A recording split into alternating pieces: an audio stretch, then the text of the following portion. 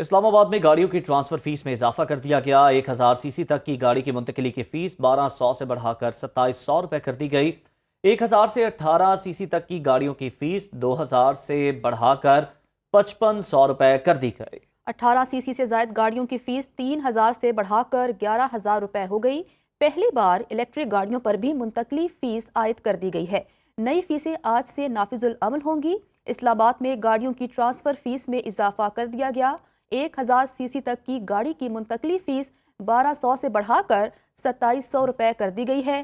1000 سے 18cc تک کی گاڑیوں کی فیس 2000 سے بڑھا کر 5500 روپے کر دی گئی۔ اس پر بات کر لیتے ہیں سنو نیوز کے نمائندے نعیم جنجوعہ سے۔ نعیم، اپڈیٹ کیجیے گا۔ بالکل، کچھ عرصہ پہلے جو ہے وہ لائسنسز کی جو فیس ہے ان کو بڑھایا گیا تھا، اور اب جو ہے وہ گاڑیوں کی ٹرانسفر جو ہے اس کے اوپر جو فیس لی جاتی ہے اس میں بھی اضافہ کر دیا گیا ہے، اور نئی فیسیں جو ہیں وہ ان کا اطلاق 14 اپریل سے ہی ہوگا۔ اس کے حوالے سے جو ہے وہ چیف کمشنر کی طرف سے نوٹیفکیشن بھی جاری کر دیا گیا ہے۔ 1000cc تک کی جو گاڑی کی منتقلی کی جو فیس ہے وہ پہلے 1200 روپے تھی، اور بڑھا کر 2750 روپے کر دی گئی ہے۔ 1000cc سے 18cc گاڑیوں کی فیس جو ہے وہ 2000 سے بڑھا کر 5500 روپے تک کر دی گئی ہے۔ 1800cc سے زائد کی گاڑیاں جو ہیں ان کی 3000 سے بڑھا کر 11000 روپے فیس کر دی گئی ہے۔ پہلی بار الیکٹرک گاڑیوں پر بھی منتقلی کی فیس عائد کی گئی ہے۔ 50 کلو واٹ تک کی جو الیکٹرک گاڑیاں ہیں ان میں 2500 روپے فیس مقرر کی گئی ہے۔ 50 سے 100 کلو واٹ تک کی جو الیکٹرک گاڑی ہے اس پر 5500 روپے فیس لاگو ہوگی۔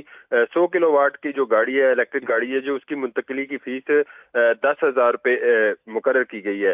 200cc تک کی جو موٹر بائک ہے اس کی فیس 150 سے بڑھا کر 555 روپے کر دی گئی ہے، اور 200 سے 400cc کی جو موٹر بائک ہے اس کی 1000 روپے جو فیس مقرر کی گئی ہے۔ 400cc کی جو گاڑی موٹر بائک ہے وہ 1500 روپے اس کی فیس مقرر کی گئی ہے۔ تمام فیسیں جو ہیں وہ وزارت خزانہ کے مقرر کردہ اکاؤنٹ میں جمع کروائی جائیں گی۔ جی ٹھیک ہے نعیم جنجوعہ، آپ کا بہت شکریہ۔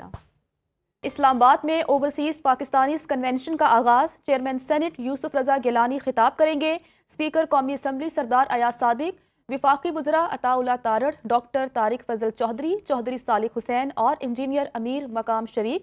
SIFC، وزارت خارجہ، وزارت تجارت اور نادرا کی میٹنگز ہوں گی۔ وزیر اعظم شہباز شریف اور army chief general Asim Munir کل کے روز خطاب کریں گے۔ اوورسیز پاکستانیوں کے مسائل اور خدمات کو اجاگر کیا جائے گا۔ گورنر سندھ کامران ٹیسوری آج مشاعرے کے مہمان خصوصی ہوں گے۔ کنونشن میں شریک سمندر پار پاکستانیوں کو ریاستی مہمان کا درجہ دیا گیا ہے۔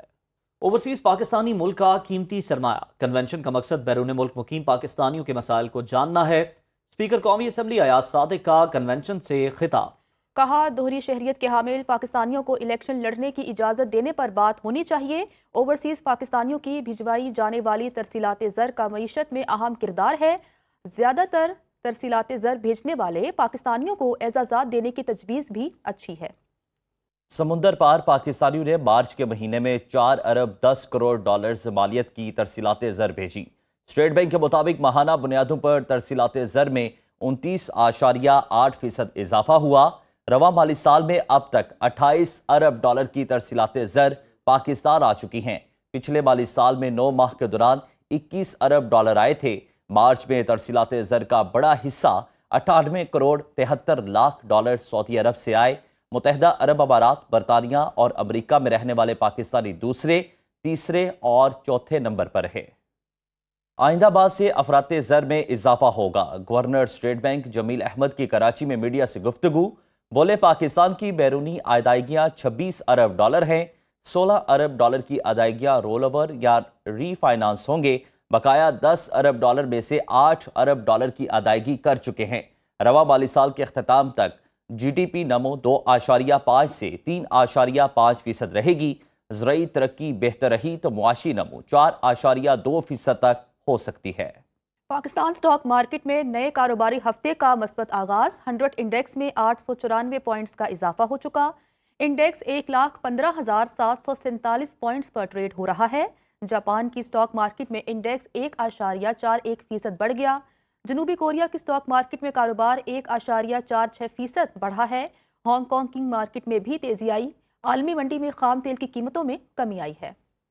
IMF نے حکومت کو بجلی خریداری کے نئے معاہدے کرنے سے روک دیا۔ ذرائع وزارت خزانہ کے مطابق بجلی خریداری کے نئے معاہدوں کے لیے ٹرانسمیشن نظام سے متعلق ہونا کلیدی شرط قرار دے دیا گیا۔ IMF کا کہنا تھا نئی بجلی پیداوار سے پہلے دستیاب صلاحیت کا مکمل استعمال یقینی بنایا جائے۔ فنڈ حکام نے بجلی کی خرید و فروخت میں نجی شعبے کو شامل کرنے کا مطالبہ کیا ہے۔